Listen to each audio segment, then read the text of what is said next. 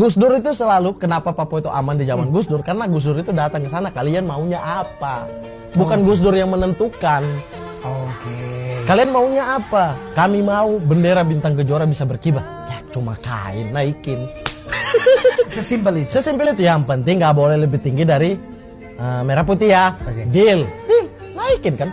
Pengibaran bendera bintang kejora itu pernah terjadi di zaman Gus Dur.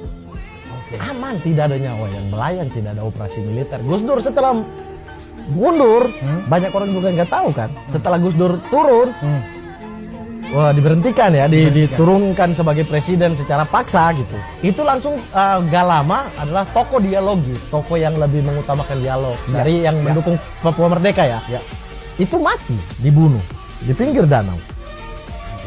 Nah, kalau yang dialog aja semuanya dibungkam, ya jangan berharap bahwa ini bisa selesai dengan dialog, justru